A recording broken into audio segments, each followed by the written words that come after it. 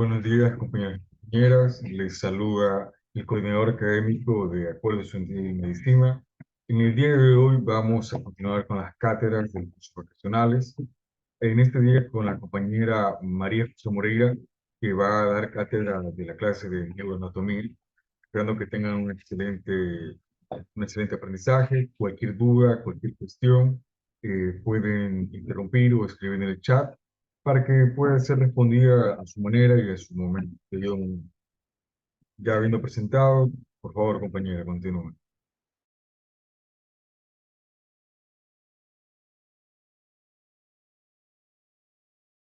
Buenos días, chicos. ¿Me pueden decir si se me escucha? Sí, ya listo. Entonces ya voy a comenzar a compartir las diapositivas del día de hoy.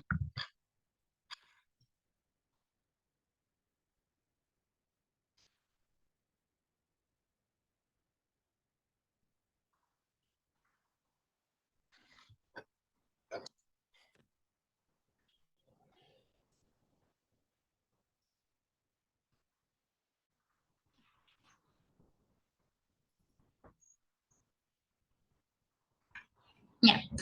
Listo, chicos. Buenos días. Me presento. Mi nombre es María José Moreira Ramos. Soy estudiante de la carrera de medicina de esta Universidad de Guayaquil y me solicitaron brindarles un repaso académico del área de neuroanatomía. A lo largo de estos repasos académicos, nosotros vamos a tomar en cuenta el tema de lóbulos cerebrales. Principalmente vamos a ver tres: el frontal, el parietal y el occipital. Entonces,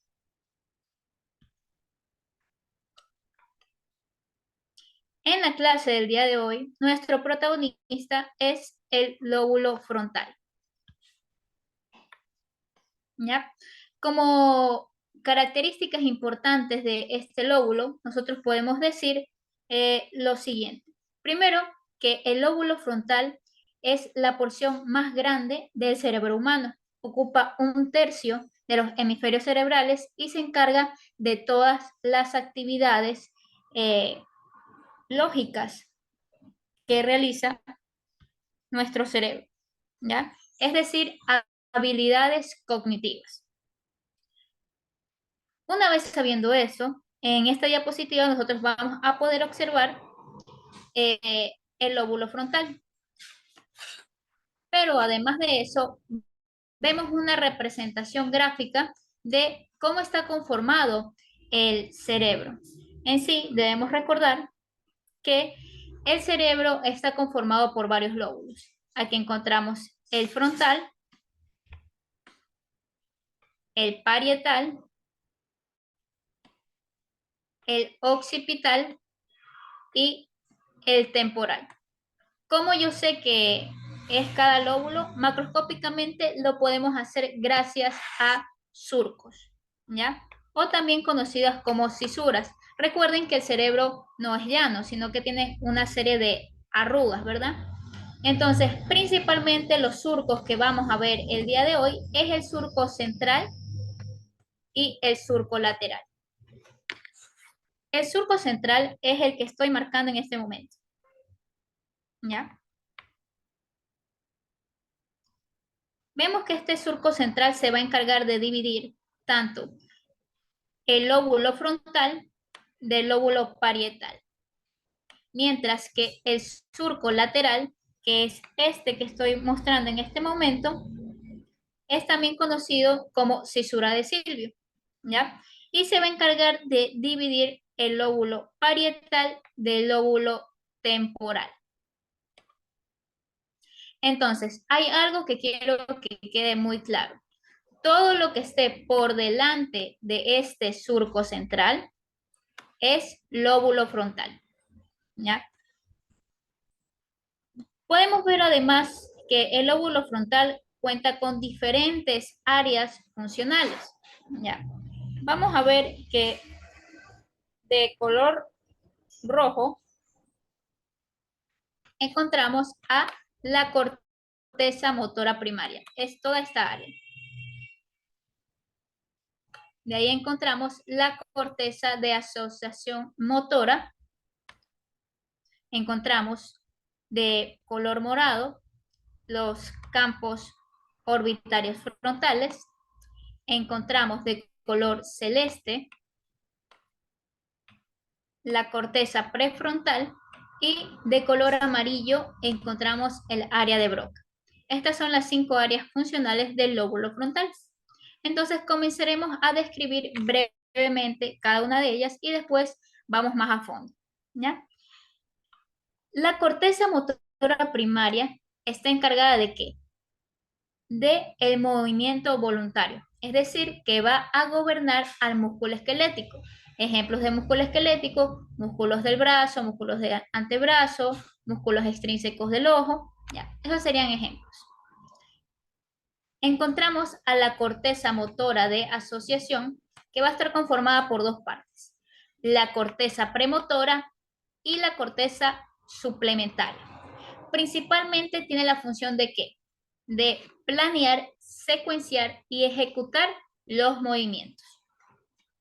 Los campos oculares frontales, vamos a ver que se encargan del movimiento ocular voluntario, conocidos como movimientos sacádicos. Más adelante vamos a determinar el origen de la palabra sacádicos y quién se le atribuye la invención de esta palabra. Encontramos también la corteza prefrontal, que esta se va a encargar de varias funciones, pero encontramos la cognición, encontramos la personalidad y el comportamiento. Y por último, el área de Broca, el cual va a estar involucrado en el lenguaje, ¿ya? ¿Por qué? Porque se encarga de inervar a todos los músculos que hacen posible el habla. Hasta ahí, chicos, si tienen alguna pregunta, está todo claro para ir avanzando con la primera área, que sería la corteza motora primaria. Pueden hacerme preguntas por el chat o alzan la manito y puedo explicar de nuevo la parte que no se haya entendido.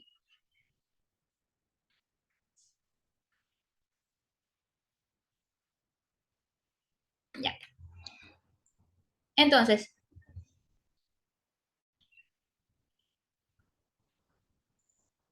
listo. Entonces, vamos a encontrar la primera área, que es conocida como corteza motora primaria. Pero esto es un área funcional. Sin embargo, nosotros podemos encontrar esta área funcional de forma macroscópica, es decir, de manera anatómica. ¿Por qué? Porque corresponde a una circunvolución conocida con el nombre de precentral. Déjenme escribirles. Giro precentral. Ahora, ¿por qué se llama giro precentral? Porque va a estar delante del surco central. Entonces, pre, recuerden que es antes. Entonces, la corteza motora primaria va a estar inmediatamente antes del surco central. ¿Ya?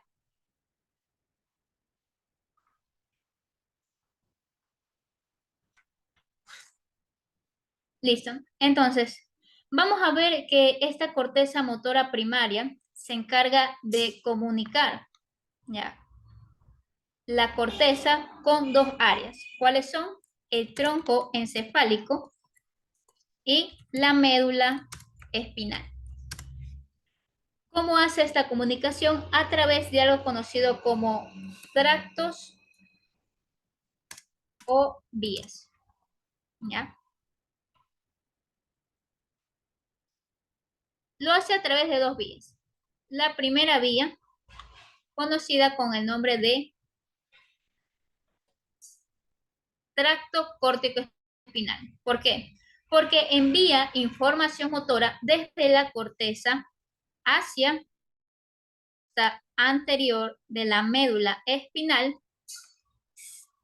Estas prolongaciones, estos nervios espinales salen de la médula y se van ¿a dónde? A inervar a la musculatura. Musculatura como cuál, de extremidades y de tronco. ¿Ya? Entonces, tracto córtico espinal. Envía información motora desde la corteza hacia la médula espinal para inervar ¿qué? Músculos de las extremidades y tronco. También existe otro tracto, que es el tracto córtico vulvar, el cual va a comunicar la corteza con los núcleos motores de los nervios craneales, o también conocido como los pares craneales. Ahora, ¿cuáles serían o cuáles intervienen? Serían el quinto par, el séptimo, un complejo del noveno, décimo y onceavo par, y por último el doceavo par craneal. Entonces, en el quinto par, también conocido como trigémino, vamos a ver que se va a encargar de inervar a todos los músculos de la masticación. ¿Ya? El séptimo se encarga de la inervación de la musculatura de la mímica facial, el complejo del glosofaringeo, vago y accesorio se va a encargar de inervar tanto a la musculatura de la faringe, de la laringe, la úvula, el paladar y también el músculo escaleno y esternocleidomastoideo. Y por último, el doceavo, que es el hipogloso, va a inervar motoramente la lengua. ¿Ya? Entonces vimos que la corteza motora primaria se comunica a través de vías o tractos con la médula espinal y el tronco encefálico. ¿Ya? Entonces, debemos recordar que la corteza motora primaria tiene una ubicación somatotópica específica. Es por esto que debemos recordar esto, ¿ya? ¿Por qué? Porque esta corteza motora primaria se va a encargar de enviar esta información motora hacia abajo, ¿verdad?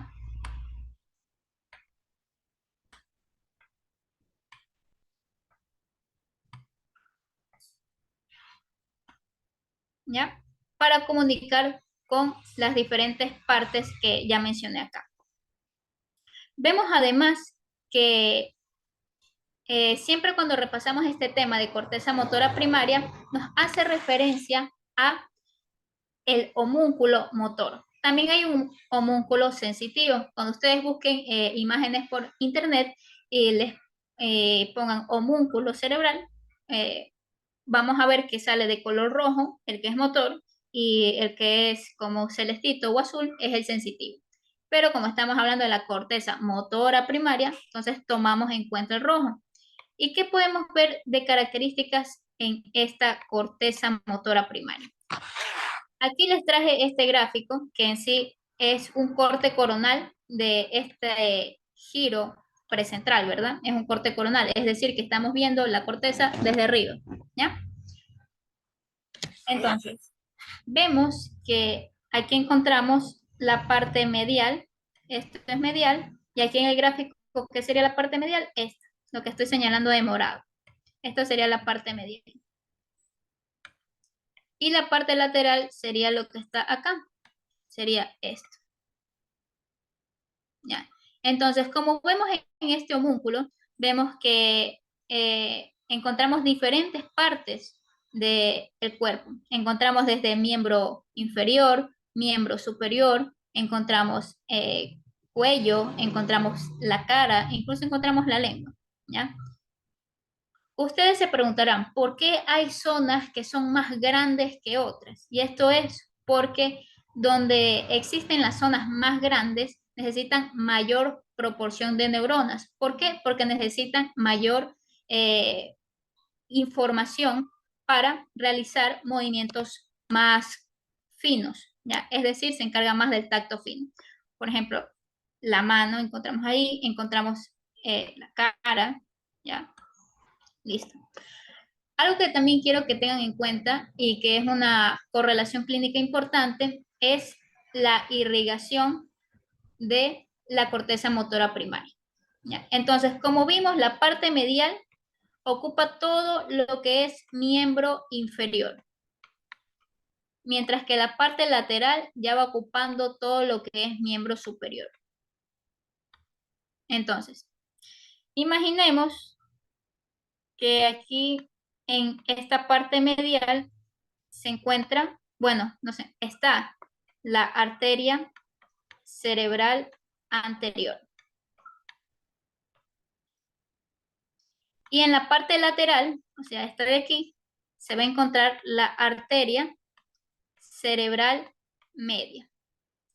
En personas que han sufrido algún accidente cerebrovascular y se encuentra ocluida, por ejemplo, la arteria cerebral anterior, vamos a ver que encontraremos deficiencias motoras en donde en miembro inferior. ¿Por qué? Porque correspondía a la parte medial donde se encontraba el miembro inferior, mientras que la parte lateral está correspondiendo a la arteria cerebral media. Es decir, que vamos a ver afecciones en lo que es miembro superior.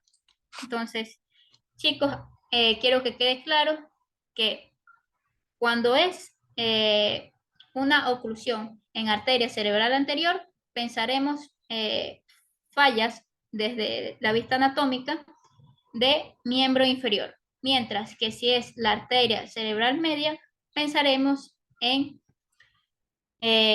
afectaciones a miembro superior. Hasta ahí, chicos, ¿quedó claro? ¿Tienen alguna pregunta? Vuelvo a repetir ciertas partes.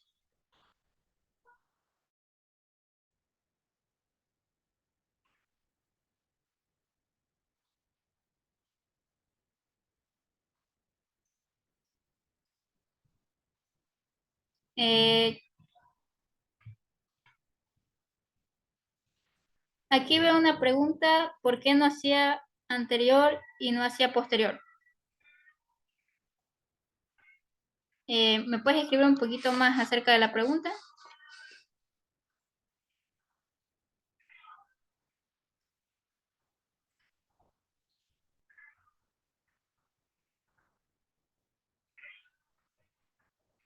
No sé si te refieres a la irrigación.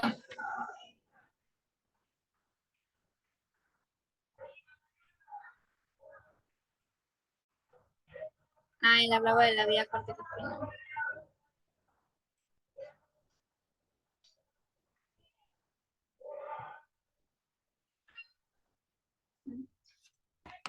Ah, es que recordemos que la parte del tracto córtico-espinal es porque envía información desde la corteza hacia la médula espinal. Más adelante van a haber temas que se conocen como las vías medulares, las cuales sí van a enviar esa información desde la médula hacia la corteza, pero esas son otras vías. Lo que sí siempre tienen que tener en claro es que toda vía que vaya desde la corteza hacia la parte inferior, o sea, que descienda es motor, ¿ya? También hay unas mixtas, pero grábense eso.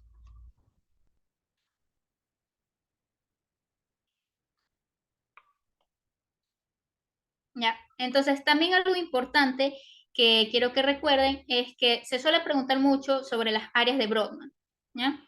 Entonces, la corteza motora primaria corresponde al área de Brodmann número 4. Bueno, eso sería con la corteza motora primaria, que es la que vimos hace un momento. Ahora vamos a pasar a la corteza de asociación motora, que es esta que está aquí, ¿ya? Vamos a ver lo siguiente. Recordemos que está conformada por dos partes, por la corteza premotora y por la corteza motora suplementaria. Recordemos que la función principal de la corteza de asociación motora era planear, secuenciar y ejecutar los movimientos. Precisamente movimientos de tacto fino, ¿ya? Y vamos a ver que envían el 15% de sus fibras a través de la vía córtico-espinal, ¿ya? Ahora, esta corteza de asociación motora se va a encargar más de brindar apoyo al movimiento en las zonas de anclaje. Recordemos que las zonas de anclaje son la cintura escapular y la cintura pélvica, ¿ya? Es decir, que se van a encargar más de la inervación a estas zonas y también musculatura del tronco, ¿ya? Ahora, si nosotros queremos hablar sobre el área de Brodmann que corresponde a la corteza de asociación motora, es la número 6. Eso es lo que tengo que acotar de la corteza de asociación motora. Entonces, seguimos con el siguiente área funcional. Ya vimos sobre la corteza motora primaria, que se encarga de todo el movimiento de músculos esqueléticos, ¿ya? Encontramos la corteza de asociación primaria, que se encarga de planear, ejecutar y secuenciar estos movimientos. Y vamos a los campos oculares frontales, que como recordamos al principio, intervenían los movimientos sacádicos. Pero, ¿qué son estos movimientos sacádicos? ¿Ya? Este nombre tiene un origen francés que es saccades, ¿ya? Propuesto por el oftalmólogo Louis Haval, el cual dio este nombre al movimiento que realizan nuestros ojos al ver una sola dirección, ¿ya? O sea, nuestra atención en un solo objeto, ¿ya? Ejemplos de esto sería al momento nosotros de leer en silencio o de admirar una pintura. Esos movimientos que nosotros hacemos al momento de leer, por ejemplo, movimientos sacádicos. Vemos que nuestros ojos se mueven de izquierda a derecha, ¿ya? O de derecha a izquierda, así como vemos en este GIF. Esto hace referencia a movimientos sacádicos. ¿Y qué significa sacades? Tirones o alar fuerte, ¿ya? Eso es lo que hace referencia. Ahora, ¿cómo funciona este mecanismo? Vamos a ver de la siguiente forma. Ya. Primero, vamos a ver que van a intervenir las siguientes partes. Primero, los campos oculares frontales. Interviene la formación reticular pontina y van a intervenir los núcleos de los pares craneales abducens y oculomotor, ya que es el 6 y el 3, ¿verdad? Entonces, esos son los principales eh, estructuras que participan en la formación de estos movimientos sacádicos, ¿ya? Entonces, vamos a ver el funcionamiento de estos.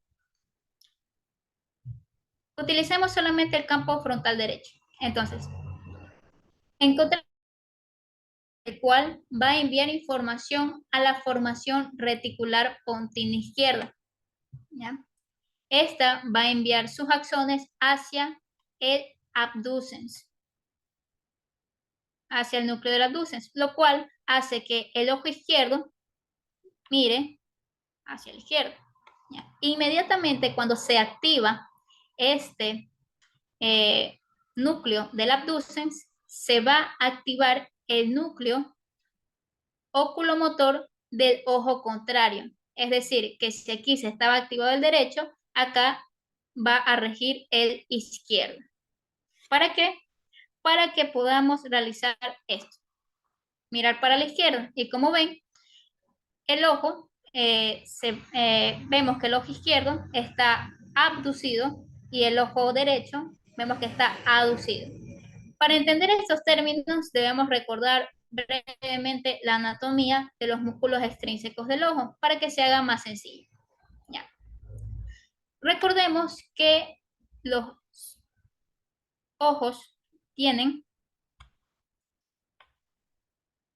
músculos extrínsecos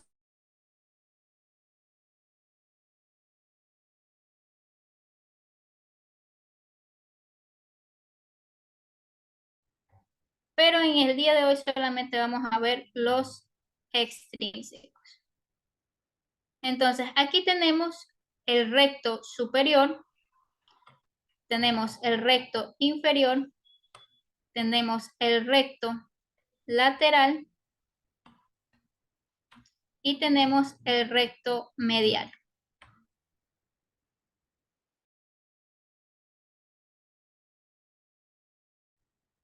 Entonces, el abducens, recordemos que se encargaba de inervar solamente el músculo del recto lateral, es decir, que se encarga netamente de abducir el ojo, es decir, de tironearlo hacia la parte externa, ¿ya? Mientras que el oculomotor se lleva la mayor parte de músculos extrínsecos del ojo, el recto superior, el recto medial, el recto inferior y el oblicuo inferior. Todos estos músculos se lleva el oculomotor. Pero prestemos atención más a lo que es el recto medial. Entonces, podemos decir que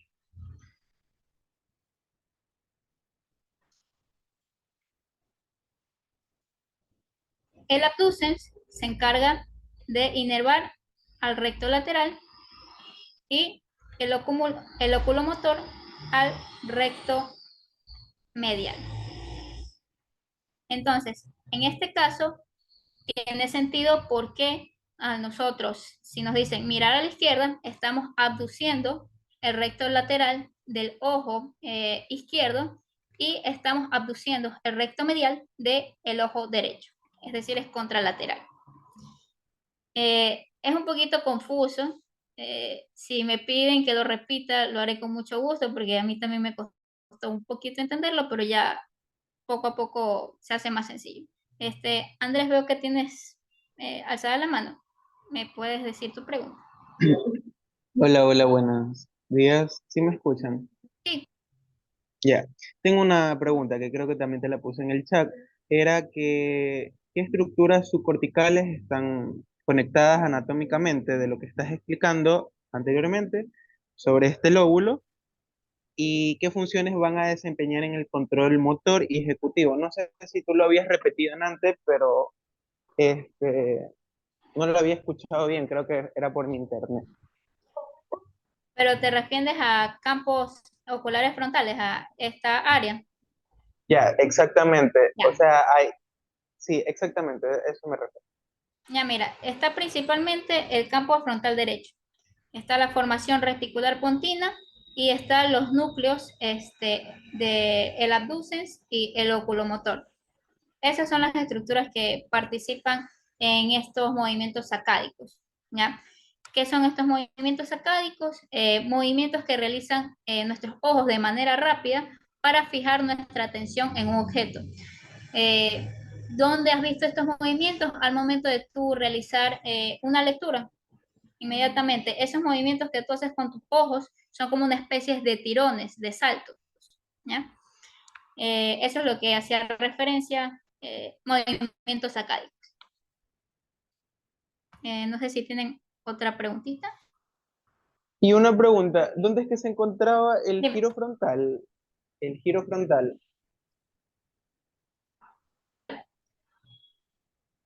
No sé si hablas del giro precentral. Ya, ese es uno, pero había uno que se llamaba el giro frontal, o no sé si lo llamaban así antes. Este, mm, no te sabría decir, es que recuerda que el cerebro tiene bastantes giros, ¿verdad? Ya, pero ahorita por cuestión de tiempo, solamente te estoy hablando de generalidades y vas a ver que el giro que mencioné anteriormente es el de la corteza motora primaria, que vamos a ver, bueno, te lo digo aquí, que corresponde al área funcional corteza motora primaria. Este se conoce como giro precentral o también se conoce como circunvolución precentral. ¿Por qué? Porque está antes del surco central. Recordamos que el surco central separaba qué cosa? El lóbulo frontal del lóbulo parietal. Ahora, hay demasiados giros aquí también. Sin embargo, no te sabría precisar exactamente a cuál te refieres. Ya, ya, ya, ya, ya, ya. Ya sé cuál es. Ya sé cuál es. Es que Ya. sí es verdad, tienes toda la razón, porque hay demasiados giros. Ahorita estás en el lóbulo frontal, sí, está bien, está bien. Una cosa, anteriormente tú habías explicado o todavía no te vas directamente a lo que son los nervios que pertenecen a este lóbulo, o sea, conectan a este lóbulo, o estabas en eso. O sea, encuentras, mira, por ejemplo, está el trigémino, está el facial, está el núcleo ambiguo, que ahí está, envía fibras gracias al glosofaringio, al vago, al accesorio, está el hipogloso. O sea, recuerda todos los nervios craneales que tengan una función motora necesitan inervar o pasan por estas vías, por el tracto corticoespinal, o en este caso sería el tracto corticovulvar. Si te refieres a más a pares craneales, tracto corticovulvar. Pero esos son los que más se repiten: el trigémino, el facial, el glosofaringio, el vago, el accesorio, esos principalmente. Ok, muchas gracias, Majito. Ya, listo. Entonces, ¿por dónde iba? Ya. Entonces, por ejemplo, aquí también ya tenemos el oculomotor, ¿ya? Y el abducens, que se le suman. Ya, entonces, si les preguntan, el área de Brodmann correspondiente a los campos frontales es el octavo. Ya. Entonces, me dicen si quedó claro cómo funcionan estos movimientos sacádicos o los vuelvo a repetir.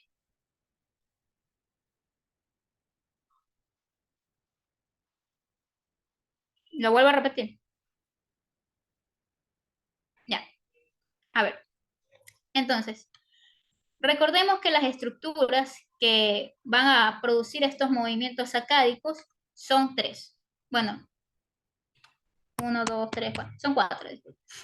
Son cuatro. Entonces, encontramos los campos frontales. Recordemos que tenemos dos campos frontales. Si hay uno izquierdo, hay uno derecho. Encontramos una formación reticular continua, derecha e izquierda. Encontramos los núcleos del abducens y los núcleos del oculomotor, que es el tercer par. ¿Ya? Entonces, como decía antes, recordemos que el oculomotor inervaba al músculo recto medial, mientras que el abducens se encargaba de inervar el recto lateral. Entonces, el campo frontal derecho va a tomar la información y enviarla a la formación reticular pontina. Esta formación reticular pontina envía la información al núcleo del abducens. Una vez que llegue esta información, manda al ojo izquierdo a abducir, es decir, que va a mirar hacia la izquierda, es decir, que lo jala hacia la izquierda.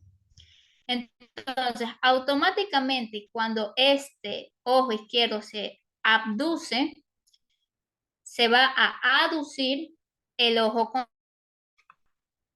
¿Por qué? Por la intervención del oculomotor.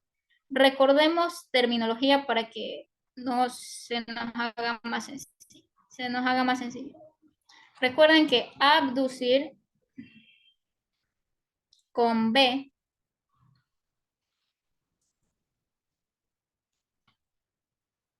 hagan referencia como que es hacia afuera. Yo siempre lo hago así, hacia afuera. Mientras que aducir es hacia adentro o hacia medial.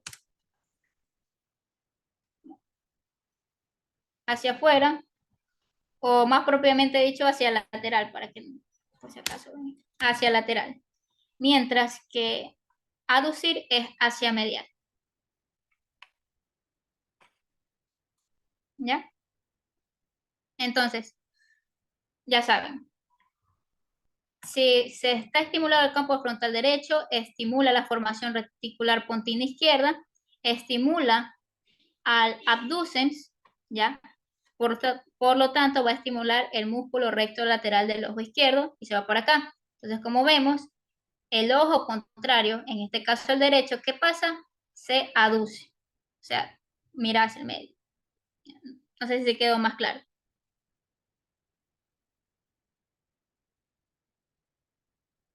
Ya, listo, chicos. Entonces, eso con movimientos sacádicos. A ver.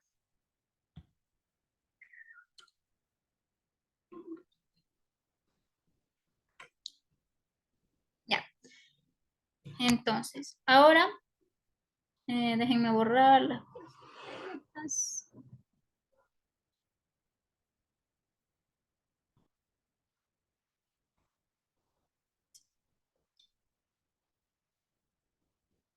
Ya, listo.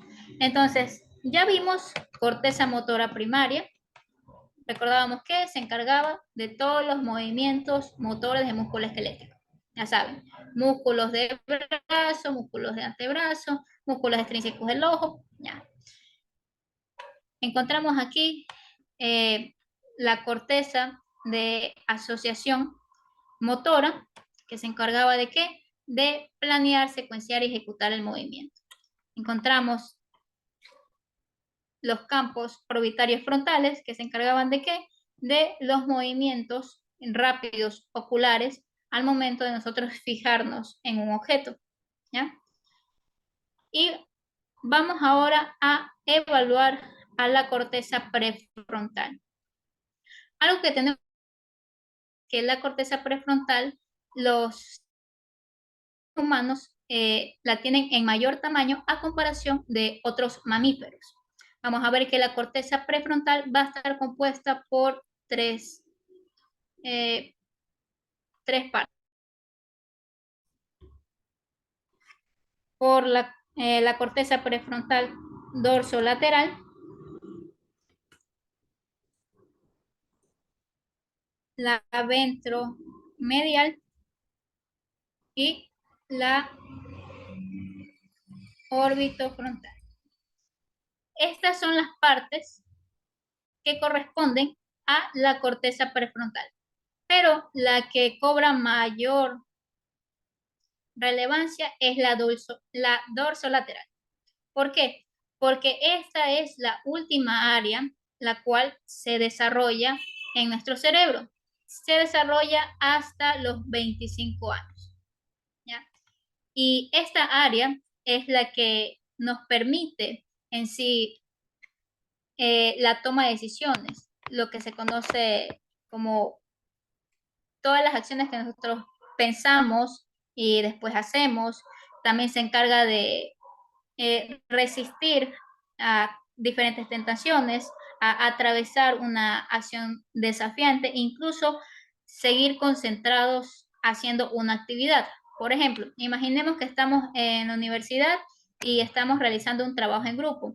Su jefe de grupo les indicó buscar determinada información en un libro. Entonces, ahí ustedes están utilizando su corteza prefrontal dorsolateral. ¿Por qué? Porque se va a encargar de inhibir todas las sensaciones que están alrededor. ¿Para qué? Para que ustedes puedan concentrarse en realizar esa tarea. ¿Ya? Entonces, esta corteza prefrontal podríamos decir que tiene funciones tanto en la personalidad y comportamiento, tiene funciones en la cognición y en la toma de decisiones. ¿Ya? Entonces, no sé si conozcan a este actor, es llamado Bruce Willis. Él tiene una enfermedad conocida como demencia frontoparietal. ¿Ya? Creo que era frontotemporal. Bueno, ya. Entonces, ¿qué pasa con este actor? Este actor va a tener poco a poco pérdidas en todo lo que es la parte del lóbulo frontal. Y como vimos, hay funciones muy importantes. Entonces, además, vamos a ver en estos pacientes qué cosa. Cambios de personalidad, se vuelven apáticos, vemos que van a tener problemas de lenguaje, vemos que van a tener problemas al momento de tomar ciertas decisiones, ¿ya? Eso es característico en este tipo de pacientes. Ahora, algo que me llamó mucho la atención es cómo ha ido evolucionando los tratamientos en la parte psiquiátrica. ¿Ya? Recordemos que la medicina está en constante evolución y constante cambio. Siempre se ha buscado la mejora para nuestros pacientes. Sin embargo, a veces han habido algunos métodos demasiado cuestionables para lograr ese hecho. ¿Ya? Entonces, antes a los pacientes psiquiátricos utilizaban terapias de electroshock, después se utilizó las lobotomías y más adelante ya utilizamos los fármacos que conocemos hoy en día. ¿Ya? Entonces, pero en esta ocasión yo les quiero hablar sobre la lobotomía, la cual era una especie de, bueno, fue un tratamiento neurológico que ahora está descartado. Esto se lo siguió practicando hasta la década de los 50. ¿En qué consistía dicho método? Consistía en cortar varias conexiones de los lóbulos frontales. ¿Ya? Entonces, ¿para qué? Para poder reducir la sintomatología de estos pacientes o tratar de mejorarlos. Ahora, existían diferentes técnicas para realizar estas lobotomías. ¿Ya? La más utilizada era la lobotomía prefrontal. Esperen un ratito.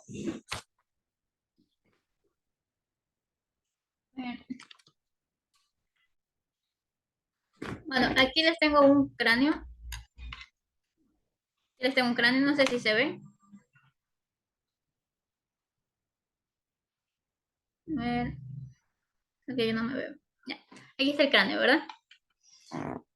Entonces, hacían una serie de agujeros en la parte frontal o incluso en la parte del hueso temporal para llegar a este lóbulo frontal y realizar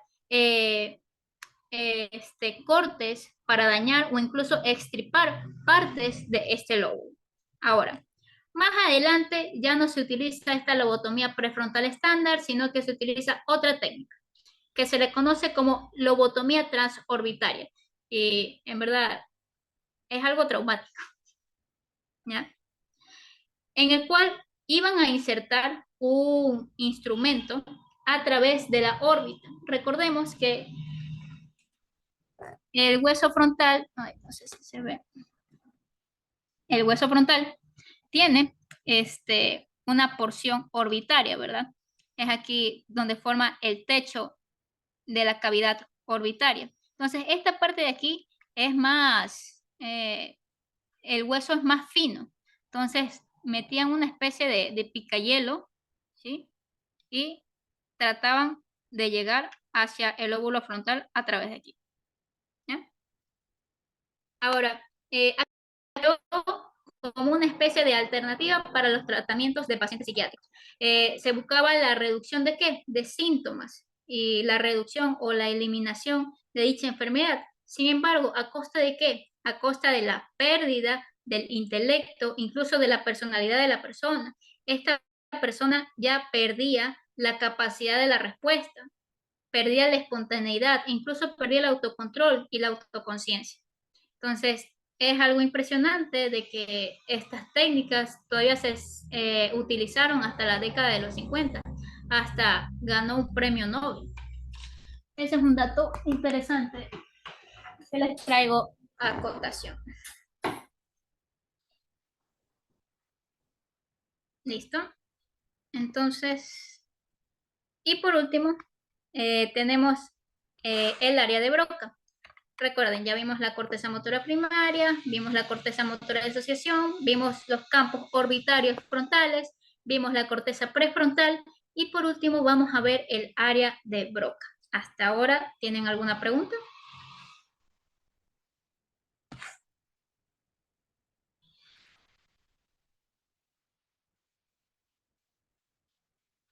Ay, chicos, no sé, ¿qué parte no se entendió?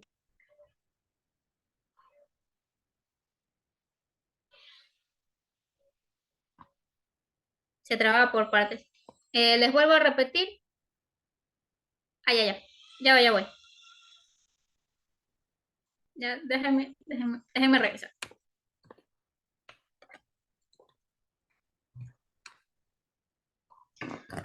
A ver.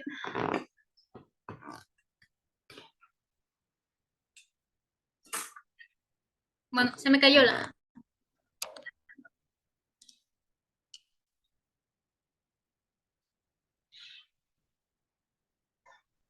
Me avisan si ya se acomoda el audio y el video. Mira, con una manito. Ya. Listo. Entonces, aquí tenemos el cráneo, ¿verdad? ¿ya? Entonces, habían dos técnicas. Una técnica, la cual era la estándar, la cual solamente era realizar agujeros en hueso temporal o hueso frontal para llegar al lóbulo frontal. ¿Y cuál era la finalidad de este tratamiento? De cortar o incluso extirpar partes del lóbulo frontal, ¿ya? Ahora, la siguiente técnica que después utilizaron es la lobotomía transorbitaria, ¿ya? Aquí tenemos que recordar que el hueso frontal, ¿ya?, tiene una porción orbitaria, ¿ya? Esta porción orbitaria es más delgada, es más finita. Es por esto que utilizaban una herramienta similar a un picayero y trataban de destruir estas porciones del lóbulo frontal.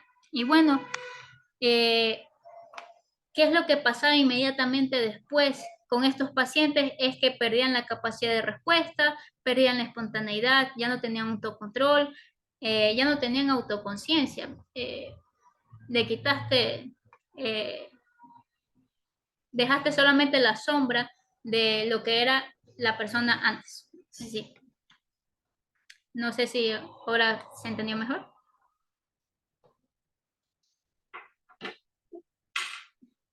Ya. Entonces, vamos a la última área, que es el área de Broca. Ya. Vamos a ver que el área de Broca pues, se encarga de el lenguaje. Ya, está involucrada en el lenguaje. ¿Por qué? Porque se va a encargar de inervar a toda la musculatura que participa en la producción del habla. ¿Ya? Entonces, ¿cómo sucede esto? El área de Broca va a enviar tanto tractos corticoespinales como corticobulbares, pero principalmente los corticobulbares, ¿ya?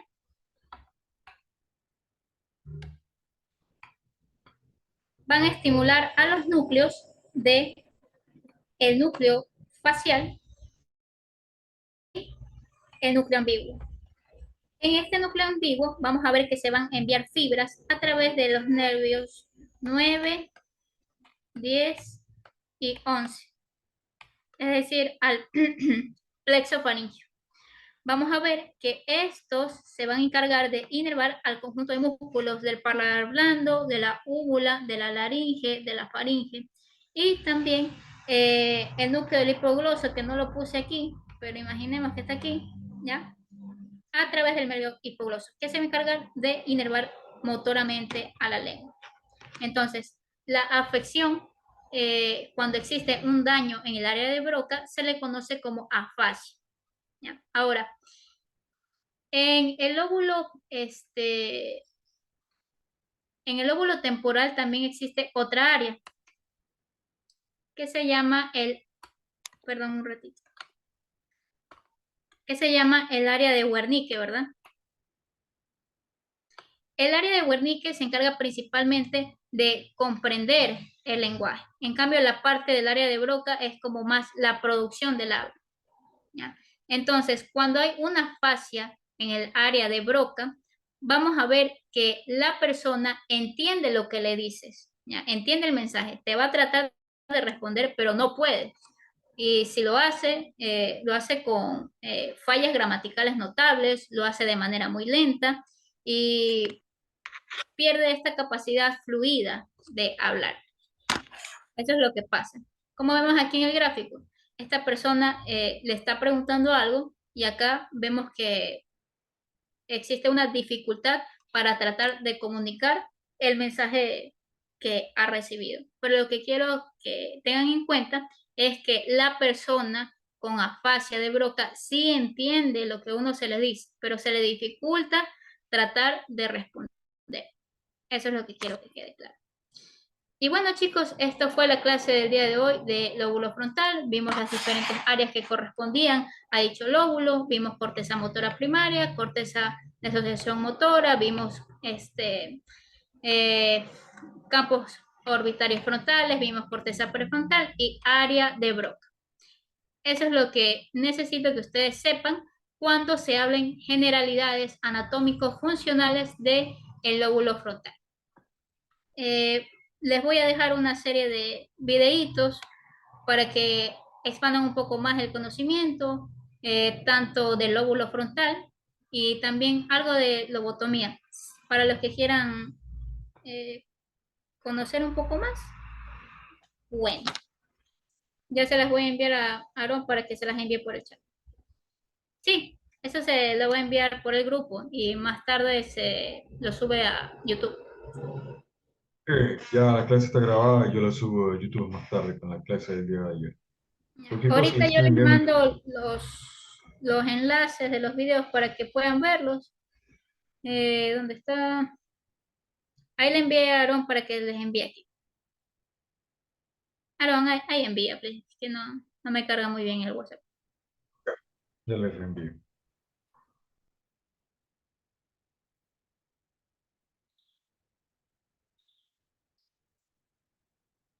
Bueno, chicos, Ya, muchísimas gracias por su atención.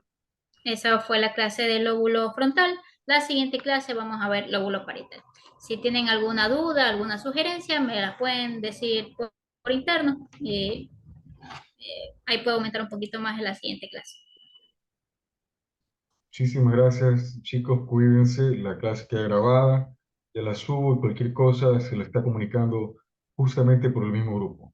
Pasen buen día. Estén listos para las próximas clases que serán en la tarde de farmacología y de otras más, de otras cátedras más. Cuídense. Pasen bien, muchachos.